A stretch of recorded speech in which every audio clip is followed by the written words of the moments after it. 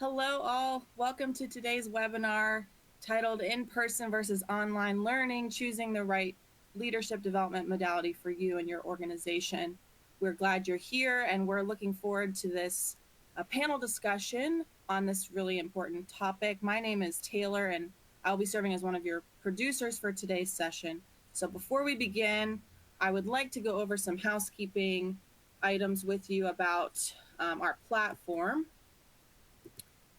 So you will see you have some engagement icons at the bottom of your screen.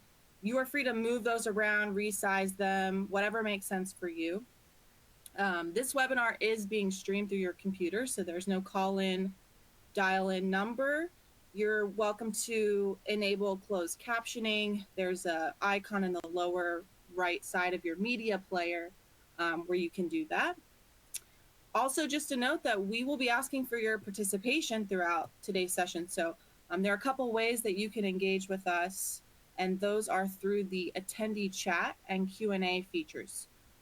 The Q&A is highlighted here on the slide as the icon in the green teal box. In either case, using the attendee chat or the Q&A, we will see your input. However, if you have a specific question for our presenters today, please use the Q&A feature. And lastly, just a reminder that this session is being recorded and it will be available on demand as of tomorrow, and you will receive that information as well. So I am delighted today to introduce you all to our three presenters, Samir Mehta, Shannon Cranford, and Trevor Rosenberg. Each of them comes with a really incredible breadth of experience and subject matter expertise on this topic. They have collectively decades of experience designing and delivering research-backed leadership programs for leaders at all levels. So I will give them each a moment to introduce themselves and share a little bit about their background before we get started. So Samir, I'll turn it over to you. Perfect. Thank you, Taylor. Hi, everyone. Such a pleasure to be here. So I'm Samir Mehta. I've been with the center almost 10 years now, which is pretty cool. I remember when I wanted to come and work at the center, it was like just a dream for me to come join the center. I've been in product management here at CCL for my entire duration, always focused on online learning. But what online learning has meant in the field of leadership development has kind of really evolved. And so I've enjoyed kind of being part of that journey. So I'm a master trainer on some programs. I lead a team of product managers that are focused on the technology and some of the programs that we deliver digitally. And so I'm really thrilled to be here to share what we've learned as CCL, as a collective, what I've learned as an individual. I'm very, very excited to kind of share this virtual stage with Shannon and Trevor. So back to you, Taylor. Thanks. Great, thanks so much. Shannon, if you would like to share a little bit about your role as well, that would be great. Sure. Hi, everyone. My name is Shannon Cranford. I am a full-time leadership solutions partner with CCL. I am based out of our Greensboro, North Carolina location. Really happy to get to spend this hour with you all. I've been at the center for 30 years, actually, so a very long time. And I will say the bulk of my time at CCL was actually in an operation, some form of a managerial role for over 16 years. And so I bring a lot of that experience into my role now as a leadership solutions partner because I have a heightened appreciation for the practicality and the applicability of the solutions that we provide to leaders. And so in my role, basically, that just means I partner with our clients from all different kinds of industries, including manufacturing, pharmaceutical, aerospace, construction, finance, just to name a few. But I partner with our clients to design and facilitate programs that will really best meet their needs and their targeted outcomes. Thanks, Shannon. Trevor, over to you. Absolutely. Similar to Shannon, I am also a full-time leadership solutions partner here with Center for Creative Leadership. I am out of the Colorado Springs campus, gorgeous, picturesque, beautiful, Not that the others aren't, but it's awe inspiring. And so it's great just to look out the window every single day. After spending 30 years with the Air Force as one would say a practitioner of leadership, and spending the last 7 years in partnership with Center of Creative Leadership, they've pulled me over. Just as Samir says, it's a dream to be here. Just about everybody you talk to that's a part of the Center of Creative Leadership, this is our happy place, right? We love swimming in the field of leadership. You see Shannon's head just nodding. And so we're grateful for having the opportunity to spend time with you to talk about, the various modalities in which leadership development is occurring. Samir talked about how just the acceleration of the pandemic, enabled leadership development across various modalities. And we'll talk about how we were 100% face to face, and then we moved to this online. But it's incredible to think about and to remember that, right? Never let a good crisis go to waste, and we haven't. And we're going to talk about that today.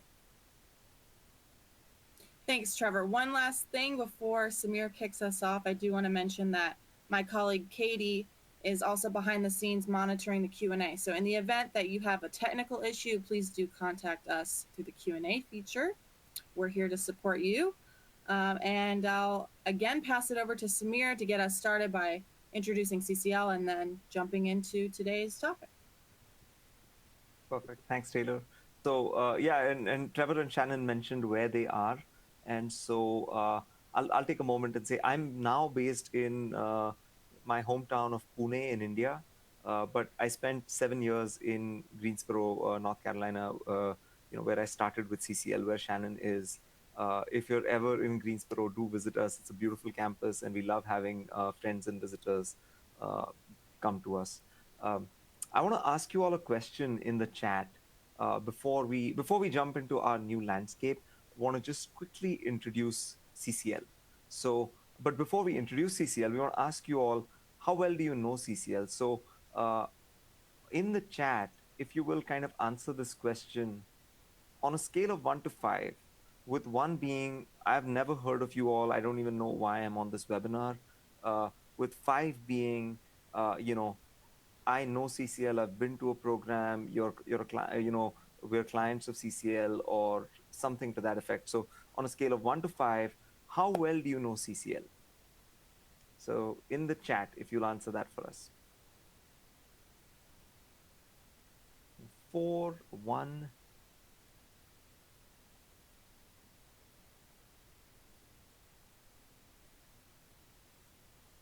Okay, we see some clients here, which is great. Thank you for being here. And we do see some 1s and 2s, which is good. Great. So yeah, for the 5s, maybe we should kind of lob this over to you and ask you to introduce us as an organization. But we'll do our jobs. CCL's been around for 50 years now. We were founded in Greensboro as a research think tank. At that time, it was actually not obvious that you could develop people to be leaders. Right? There was this principle of like, oh, such and such is a born leader. And uh, a, a grant was made from the Richardson family that invented Vicks Vapor Rub, if you all are familiar with that. So the people that invented Vicks Vapor Rub gave a grant to a group of IO psychologists back in the late 60s, early 70s, and said, hey, go see if you can teach people how to become effective leaders.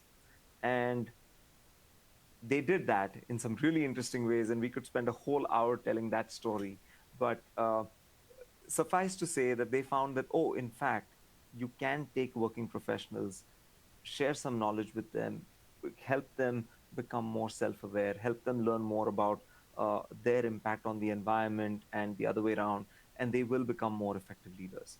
And from then on, CCLs continued to do that. We have campuses all over the world, which meant something different 2.5 years ago than it does today. But our mission is to advance the understanding, practice, and development of leadership for the benefit of society worldwide. We do that in a variety of ways. We do that through programs, assessments, publications, coaching, just so many different ways. Any way that we can touch the life of a leader and help them grow in their journey, we want to do that. So it's what drives us every day, and we're really excited to share. I think the timing of this webinar is wonderful because we're kind of on the other side of a pandemic. It may never end, right, in terms of the worries about COVID, but the world has shifted in a really significant way.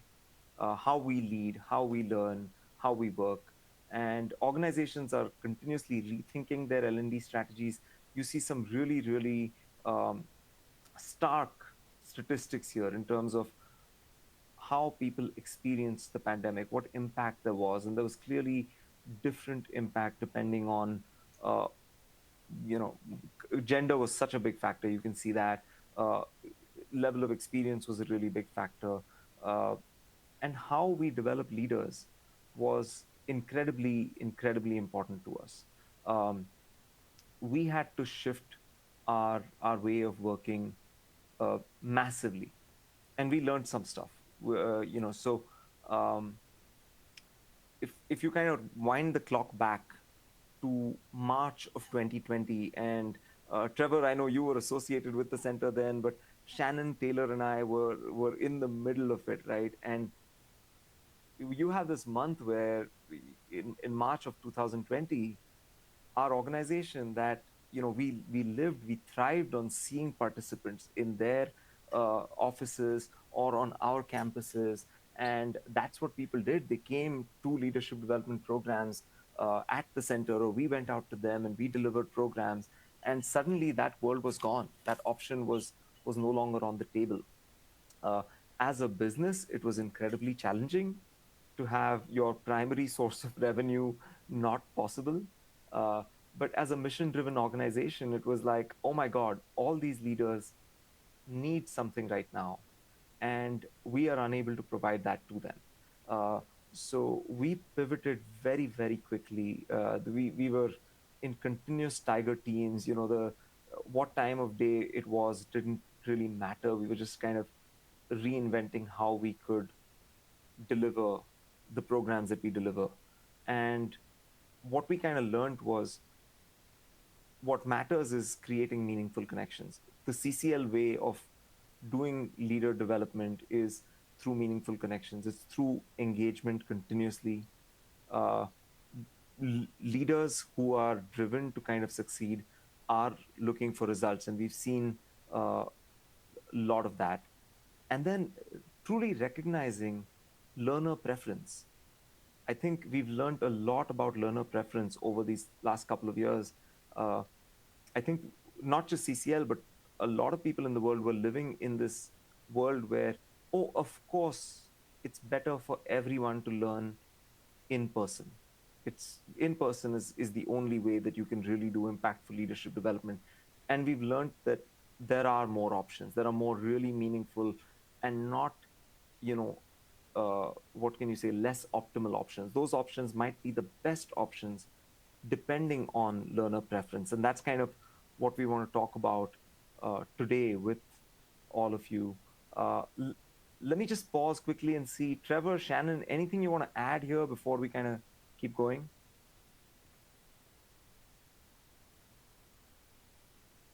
One thing I'll just admit I love Samir, is Samir shared, our mission, and it's a pretty lengthy. I mean, it's simple, it's lengthy, but let's simplify it to: we lift leaders who lift the world. Yeah. Very passionate, and to talk about those meaningful connections, and we learned that whether it does not matter the modality, we are wired to be connected, and it has amazed us as we talk about whether it's in person, on campus, wandering in the halls, at the hotels, to being online in a breakout room with our new roommates, the ability to connect and make meaningful connections and relationships just instantaneously has continued to amaze us. And it just reinforces that we are wired to be connected as human beings.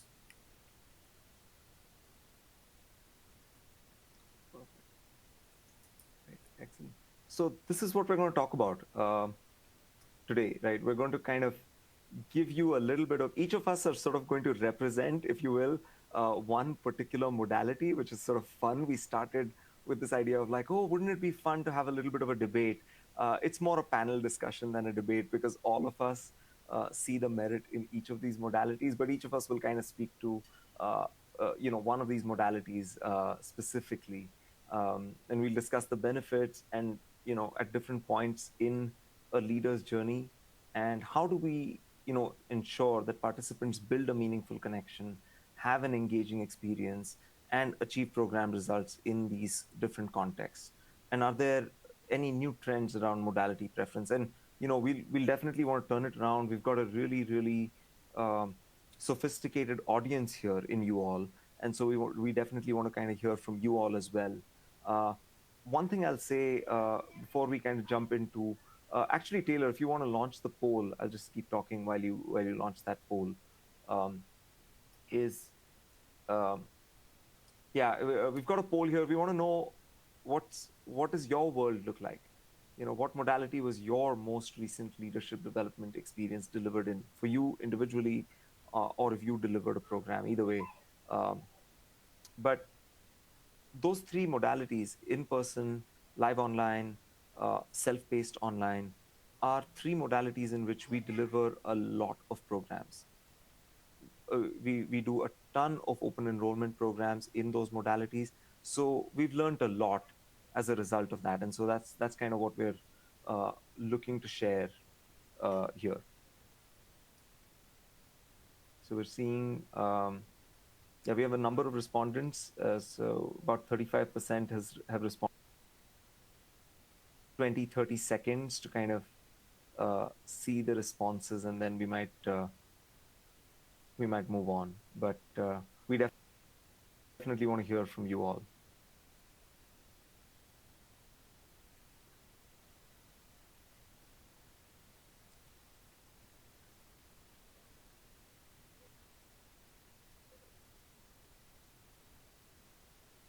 Here, which is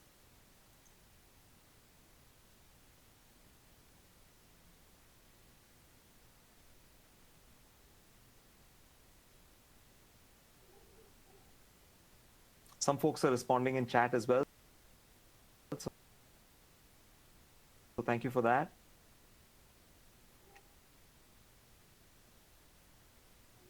Oh, and I see we kind of didn't give you, well, the other option is out there, but I'm seeing blended and hybrid come up.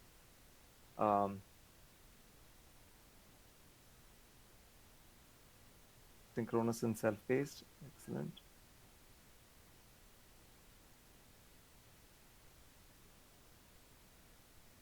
Seen this term before, Mark. Polysynchronous.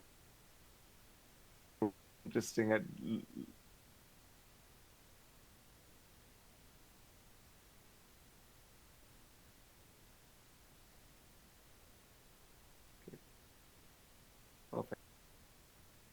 Perfect. I think we're in. Okay. Also, Taylor has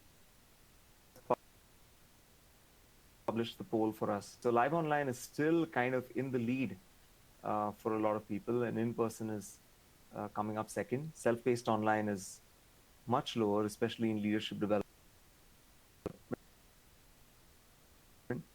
Oh, it's a bit choppy.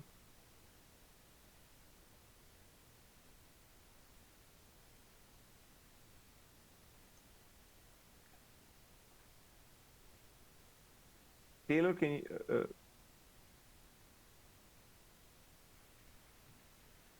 We can hear you, but it's a little choppy. So we'll jump in and give you a chance to try to correct your audio. But Shannon's going to kick us off with our first modality of in-person learning. Yeah, so thank you, Samir, for teeing that up and for the responses. So it's always interesting to see and hear, in terms of what kind of experiences you're having coming into this today. And so let's talk a little bit about in-person learning. So I think we probably all know the inherent value of being together and sharing the same physical space with other learners, right? There are stronger, closer connections, just like Trevor mentioned, those connections we make by just sharing physical space with someone. And that's really not new. But what we've learned from the past 2 years is that there really are some situations where in person learning is going to be a better choice. So for example, in-person programs, those are often the recommended mode for senior leaders who are facing really complex, sometimes overwhelming challenges. When leaders are operating in highly complex environment, grappling with messy, complex challenges, holding a lot of overall accountability, often our reflex response is to immerse ourselves even deeper into those challenges to try to resolve them and shouldering the burden of the health of the organization. Sometimes what a leader needs most in those times is to really do almost the opposite, which is to kind of temporarily step back and detach a little bit in order to look at what is going on through some different lenses. And create some different perspectives. It's that old analogy or that old notion of getting out of that crowded dance floor and into the balcony in order to take on some different views. And we know that it is extremely difficult for leaders to do that while they are submerged in a world of constant and relentless change. And so in-person programs give leaders a way to physically do it. It can help them create greater clarity, help them refocus on a bigger picture, and see things from some different vantage points. And so that then, in turn, can help create breakthrough thinking. We know psychologically being in a different physical space can open up all kinds of new possibilities and really creates an environment where there's greater diversity of thought. It's less risky to try out new ways of behaving than when we are at work or even at home sometimes. It also really helps create, again, those connections with peers that may not have otherwise happened in a live online environment. And so one thing I will mention is there was a recent study by Gartner who found 69% of HR leaders, 69% of HR leaders are reporting that their employees are still facing increasing levels of isolation as a result of remote work. And so you think about what the ultimate costs of that could be to performance, to the business, to the health of our people. And so again, that in-person learning can really provide the detachment that is needed to create some new focus. And we know it's a rare opportunity for a lot of leaders to be able to take a serious and a sustained look at ourselves and our careers to make significant changes. And so here on the screen, you can see these are just 4 reasons that I've just gone through why in-person leadership development is so effective.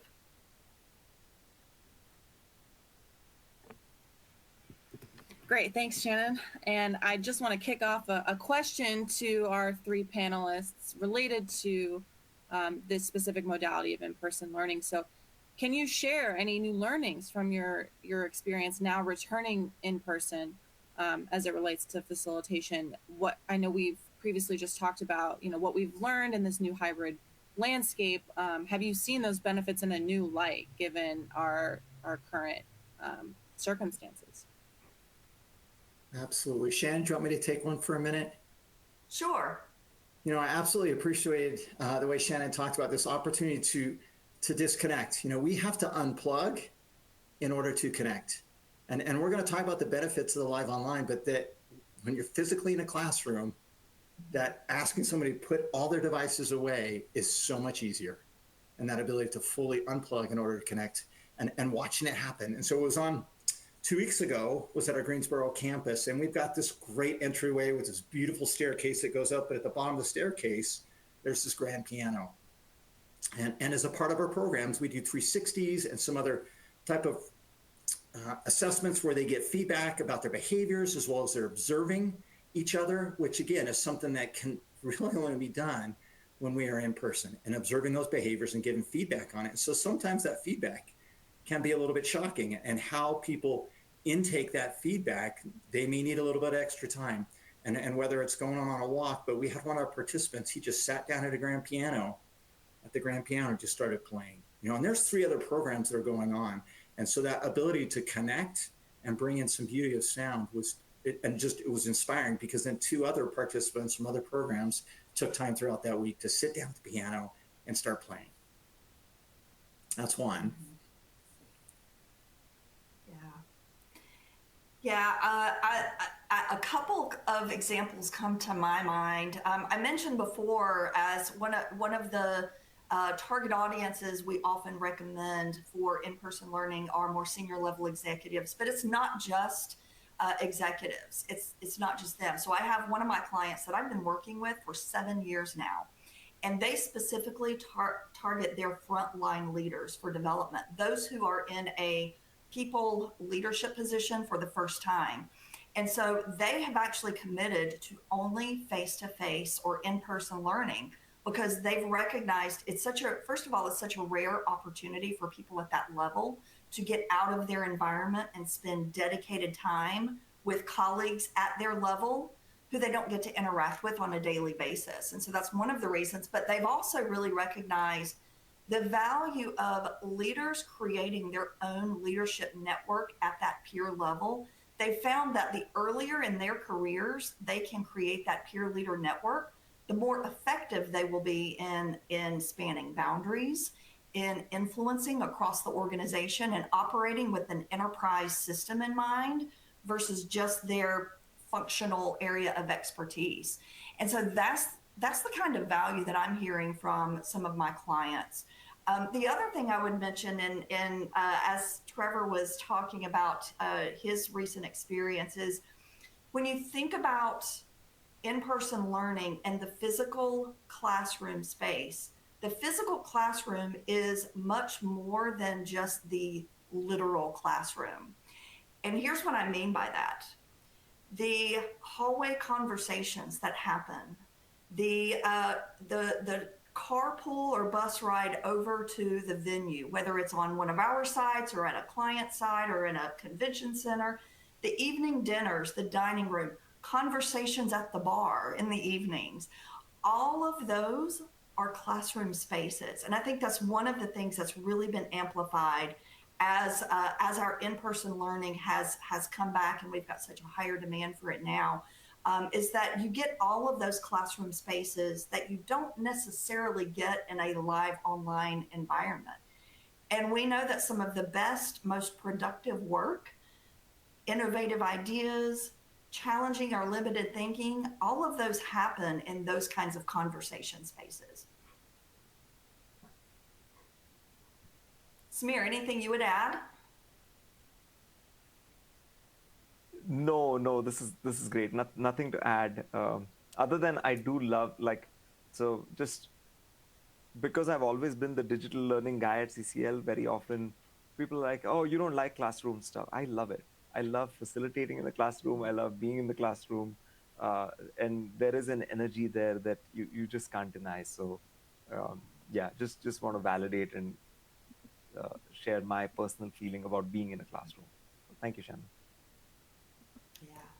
Samir brings that up, there's something selfish for us as those that are facilitating because we get immediate feedback, right? You can sense the energy within a room that is a little bit different live online. But I also want to kind of carry what Shannon said about with these frontline leaders, because Brittany just put a question out there about have we found increased retention and learning in the application of learning with in-person versus live online. That ability to bring in-person, and it's with any organization that's onboarding new participants. As Samir had said, right, we are facing a whole new environment of what it's like to build a culture with new employees when you're not in the office space. How do I create that culture? Last week as well was with another one of our clients where they brought in, we had 120 of their new frontline leaders, some brand new to the organization, and some of them admitting that, what an opportunity this is to rub shoulders with those that are new with them that are trying to lead in a remote and a hybrid environment where, one of them said, yeah, recent graduate, still live in my parents' basement, trying to figure out what it means to be an employee and a leader in an organization. And so there's great value, and I think in all these modalities. And Brittany, I think we're going to highlight that it's a yes, and there's strengths in each, and it's trying to find out for each organization where those strengths play out and to leverage those strengths of each. and the benefits. Shannon, I don't know if you want to add to that a little bit.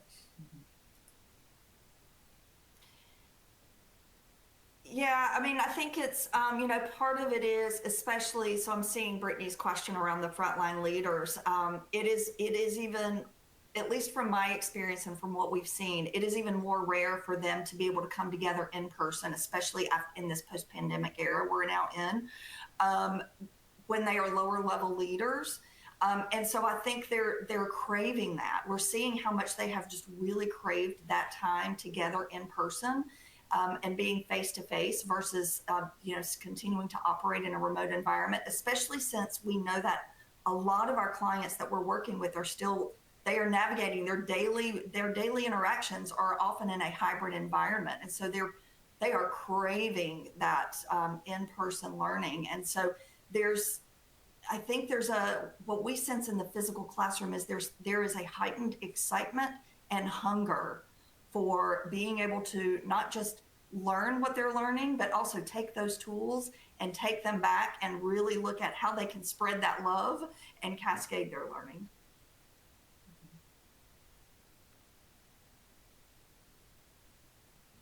We talk about the live online modality. I think we're preaching to the audience here, because it was nearly 60% of you replied that not only that you attended, but that you are delivering live online type of modalities. And as Shannon talked about, this craving for connection, it still almost amazed us. If we dial it back just a year ago to, like, hey, we cannot keep up with the demand of those that are signing up for our live online opportunities. And I had a colleague that said, we are starving for connection, but we fear connecting.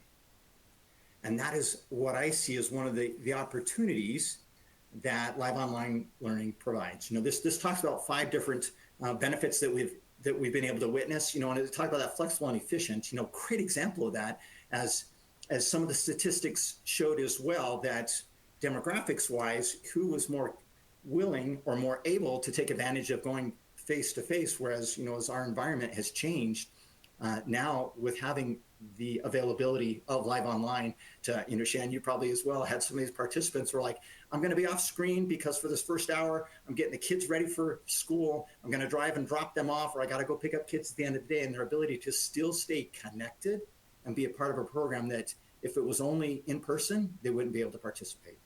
And that has been phenomenal in watching that happen. The same thing as we talked about this enhanced psychological safety. We are all on different scales of the introversion to extroversion scale. And when we're in person, those that are high on extroversion have no problem, raising their hand, speaking their mind. But there's power in having these different modalities where now in a chat session, we ask a question and ask you to reply in chat, or to watch the one-on-one connections happen. Because you think about, if we're in a classroom, the sidebars that are happening, as facilitators, we're like, or it's poo-pooed against to like not have that sidebar conversation. However, when we're live online, right, it just occurs, right? You've got thoughts, you start connecting with somebody that you've met in the program, or they pop a question and they start responding to each other. And we encourage that with the participants to stay connected, even amidst stuff, because we say, here at Center for Creative Leadership that we create, it's not about the teaching, it's about the learning. And participants are responsible for their own learning. And so what we are responsible for is we create experiences. We just happen to be in the leadership development business. And so it's been fun to see, as Samir talked about 2 years ago, that, all of a sudden we had to just put our heads down, figure out how we were going to do this live online. And we didn't just pour everything we had from doing things in person to live online. No, we had to create experiences in which that took advantage of being on a computer. And it's been amazing to watch that those same abilities still happening. And as we talk about the roundtable participation, that everybody has a front seat, right? We're all sitting at the table and everybody can switch around and have the ability to take advantage of that. And as we talk about learning from the same environment in which you're leading, again, when there's those needs, as Shannon said, where we need to unplug sometimes in order to connect. But with most of these the live online programs, people are not unplugging, right? They're up to the minute of the start program. They're just, and they've got to be deliberate to even close their email, stop the other programs because they're going work straight to the program starts. We go on break, someone immediately pull out their phones and they got to respond to a text or a chat or when it's over. But the value of that is as they're sitting with, right, they become a living case study as these principles come in their minds and they think about it and like, oh, I'm going to apply some feedback right now, or, well, how I handled that situation. And they immediately apply it. And so the ability to utilize the principles they're learning in the same type of environment in which they're learning them is phenomenal. And then we can always talk about, the reduced carbon footprint of not having to, again, and maybe the benefits of not having to travel, of sitting in airports for hours, having canceled flights, and as well, not having to print a single sheet of paper is fabulous. I don't know, any other thoughts on this? Samir or Shannon? Yeah, the learning in the same environment is I have all kinds of examples of the things that we hear from participants during the program, not after the program, actually in the midst of the program, of how they can have actually taken something really small that they picked up on and that they learned and applied it. But the other thing that I would say is not just the content that they are learning in the live online environment, but I've encountered a lot of participants who have learned how to navigate. So just through the logistics of they're learning how to use online technology and really learning how to maximize all the different bells and whistles of Zoom or WebEx that they never knew before coming into a live online program. So that's pretty cool. So they're taking away not just the content, but they're also taking away ideas for how they can use technology in a hybrid or a virtual environment that they are working in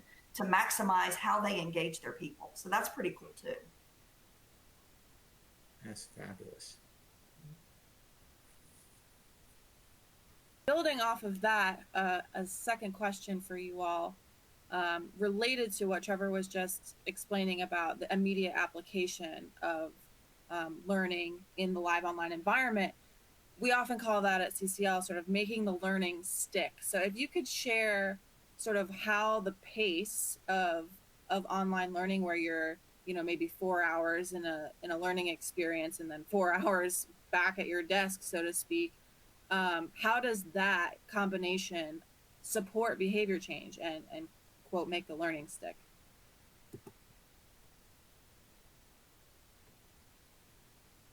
One example will share, again, and it's every day, same thing, in person, self-directed, live online. We give invitations to immediately apply something, but it's at the end of at the end of the 4 hours on one day, say, hey, tomorrow we're going to follow up with, we invite you to, right, give some direct feedback to somebody and see how that goes. Or during the break, we'd like you to, right, and we're going to ask you how it went. Or it's as we have a program we call Burn Bright. We talk about people burning out. What we can do to burn bright. We're like, okay, we invite you today, when we get done, to not go back to your Outlook email.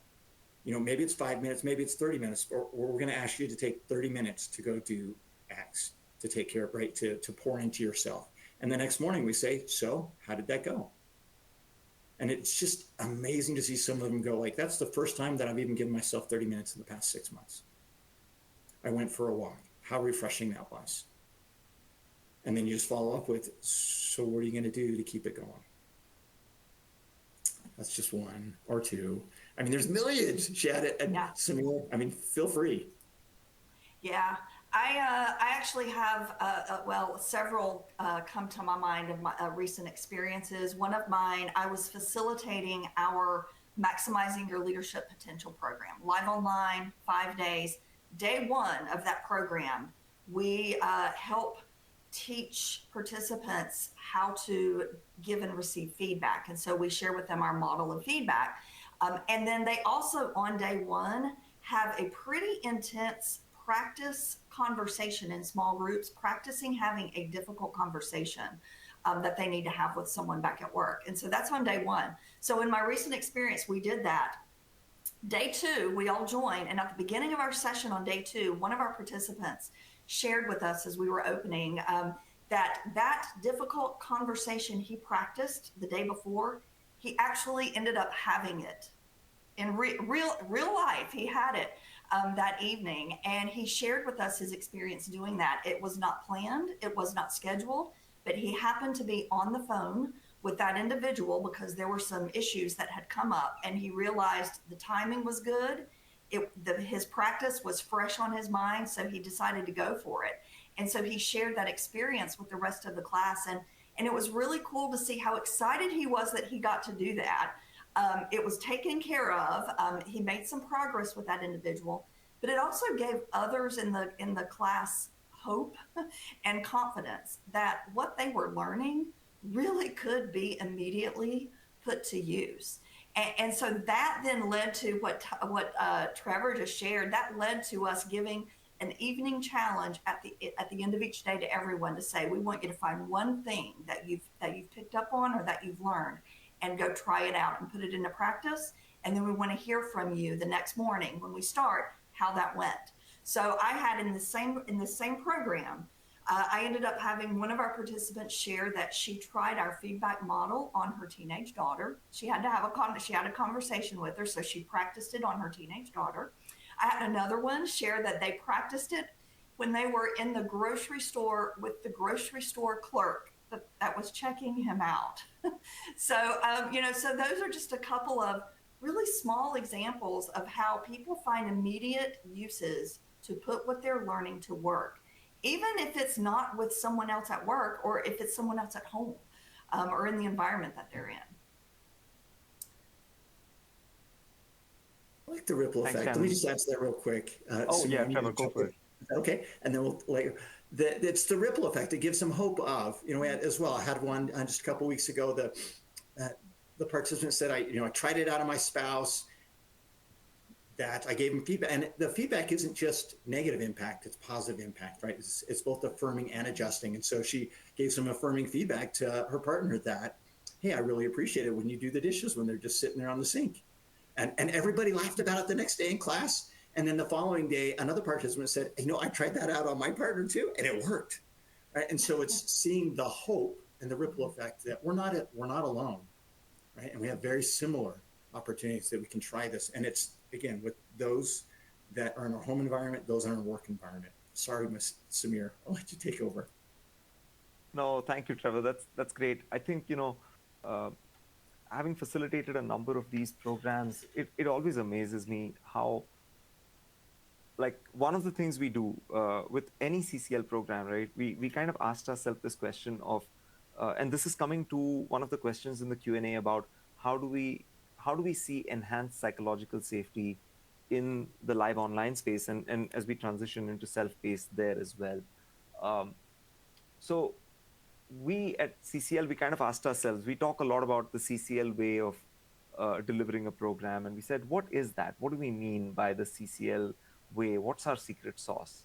And so we kind of were able to bring that down to 4 key things.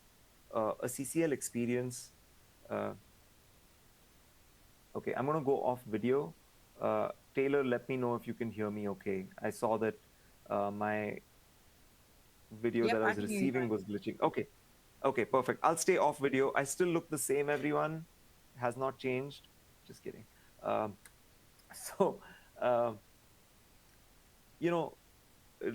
we deliver a program, we want every experience that someone has with CCL to be personalized, to be intuitive, to be relevant, and to be caring. And live online experiences really allow us to do that because we give people the space. So we do 4-hour sessions very often. We'll do a long program like maximizing your leadership potential.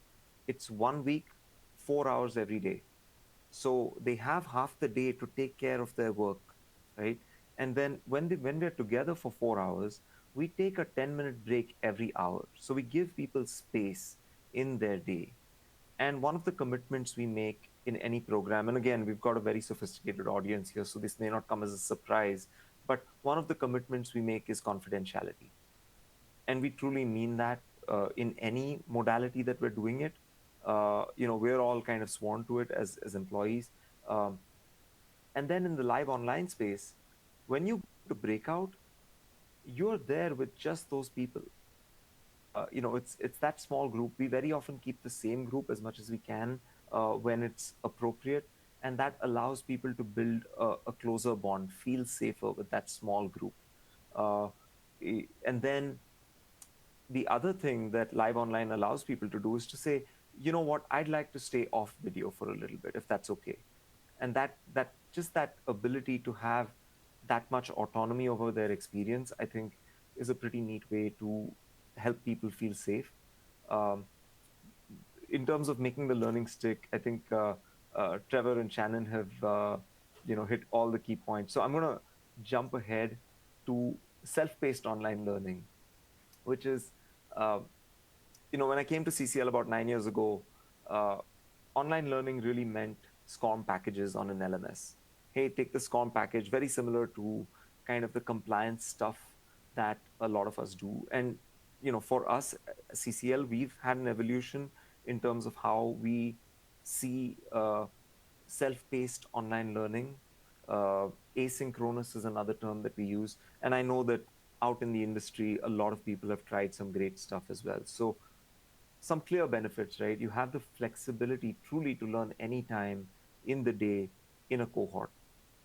What we love is that it truly equalizes the experience for introverts, as we've talked about, as well as for non native speakers of English.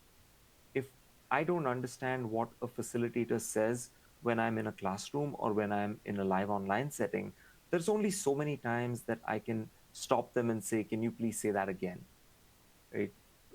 Live online, like, oh, I didn't understand that. I'm sorry, in the asynchronous space, I didn't understand that. I'm going to play it again. I'm going to play it again. I'm going to play it again. uh, One thing we do with our platform is we have a live transcript running in addition to closed captioning, and learners can actually highlight elements of the transcript that they want to take away. So learners have found that incredibly beneficial. uh, One of our flagship programs that we run completely self-paced and online is one called Frontline Leader Impact. That's over 6 weeks. We expect 3 hours of time that the learner commits every week to that program. And the value of being in a program over 6 weeks and being able to try out some stuff, little stuff, right?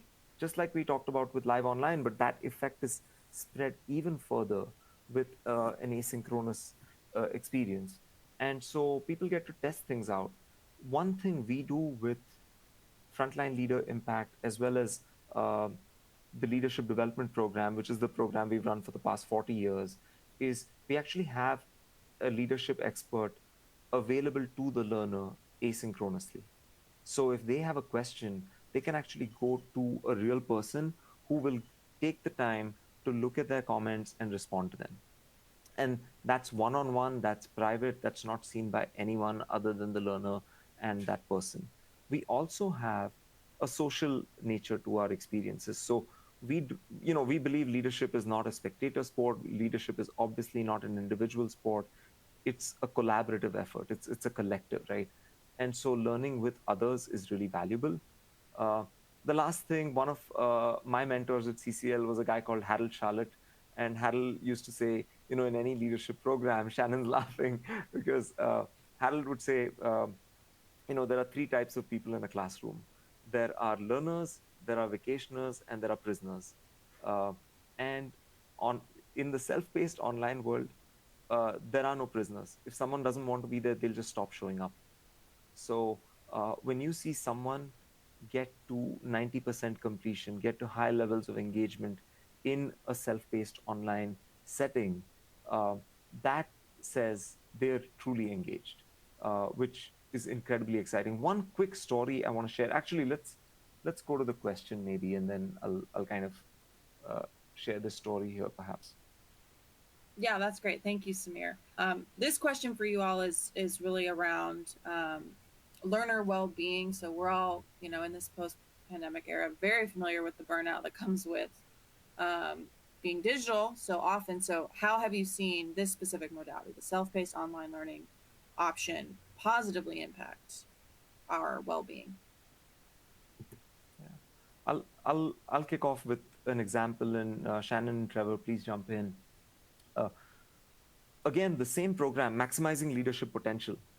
Um, we actually deliver that both live online and in person, and it has an asynchronous component to it. Okay, so it's a blended program, and we deliver it in two different ways, which is something we're very excited about because we get to deliver the same experience in a couple of different modalities. One participant was visually impaired; they were actually legally blind, and um, they went through all of the asynchronous content on our platform.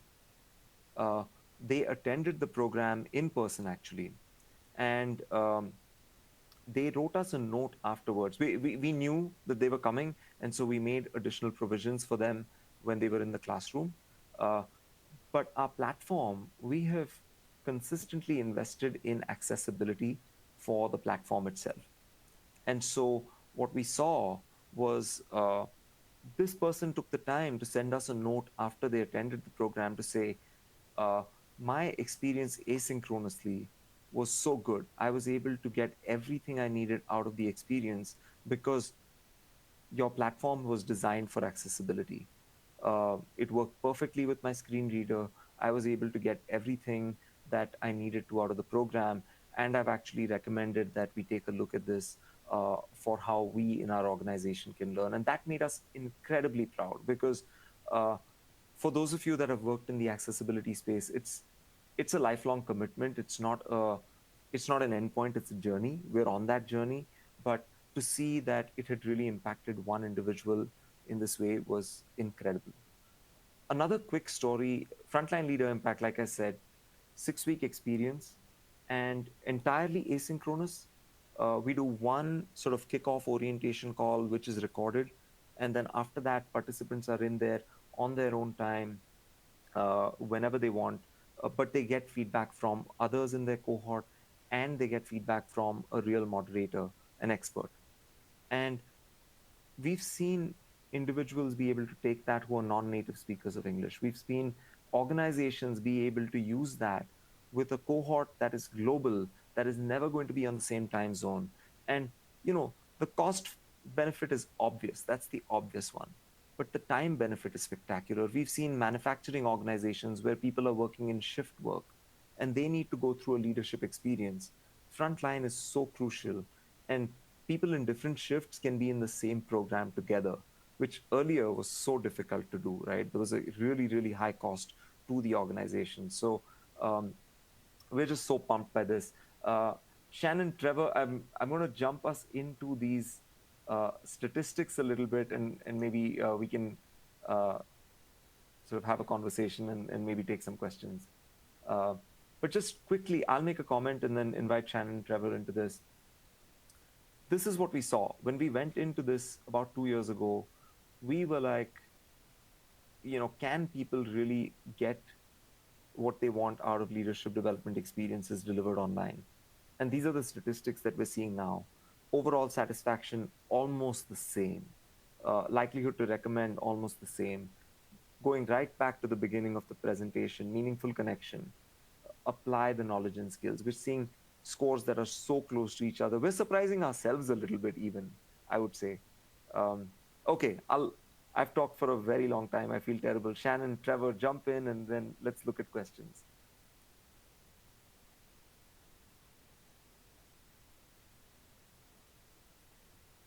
I'll just add to on that meaningful connections. We talk about, and we tend to think, again, that's an in-person benefit, but it's benefits across all three. As Samir had talked about, you attend these programs cohorts, whether it's a in-person, live online, or as you're doing self-paced. And then many of our learning journeys, even the in-person and live online, you do some asynchronous content in which you go through some materials at a self-pace. And that ability to build those meaningful connections. And again, it goes back to adding that enhanced psychological safety that you go through the content. There's places where on forums you're posting and you're making comments and watching each other have that freedom to write and then also read each other's comments on their own time.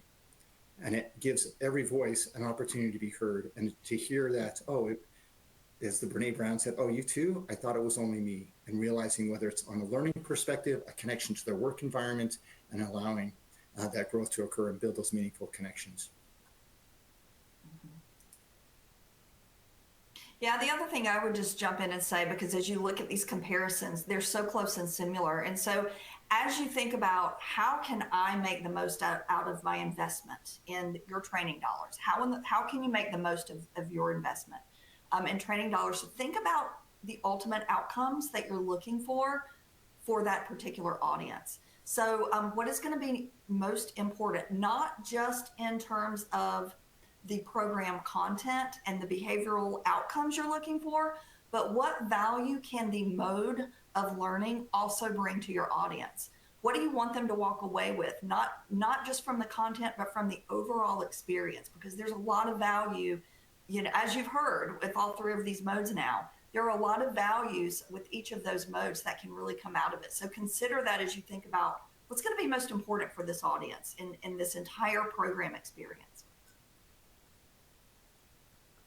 So I have there's a question in the chat about how do you get learners to log in, um, with a completely online or asynchronous experience. And yeah, yes, consistent follow-up is is definitely something we do.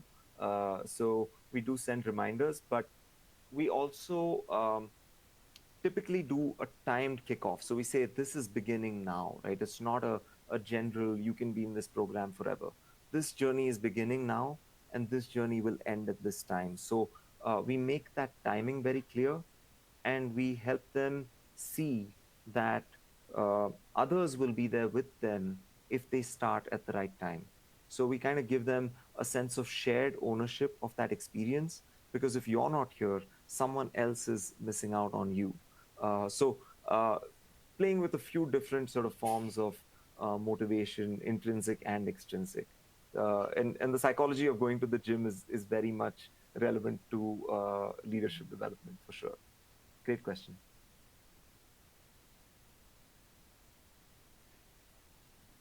Thanks, all. We have just a couple more minutes, but I did want to tackle one other question that came through about related to blended learning. I'm hoping maybe you all can speak to the value of blended learning and specifically what we've been able to address in terms of new technology and experiences that are available now that maybe weren't pre-COVID, like how we have adjusted, say, in person to include these online elements and so forth. I'm thinking of, extended pre-work and so forth. Can you all speak to how those two work in tandem now? I'll jump in, and Shannon and Trevor, please add on.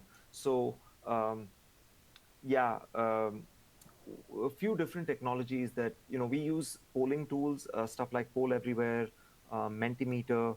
I imagine you all have seen stuff like that as well. So great way to kind of hear from everybody in the group very quickly. So some of the stuff that we've been doing in webinars for a long time, coming over into the classroom space, the face-to-face space. We've used, we're testing, not testing, we have actually an app that gives real-time feedback or real-time answers on leadership topics. We call it Ella. So it's Everyday Leadership Learning Assistant. Literally, you can type in, this is what I'm struggling with bias, I'm struggling with conflict. I need to meet with my boss. How do I impress my boss? And it'll give you advice out of our research. So we're playing with technology that kind of leverages that. And I'm being very specific about kind of like in classroom or live online. Anything else, Shannon, Trevor, that we've played around with technology wise?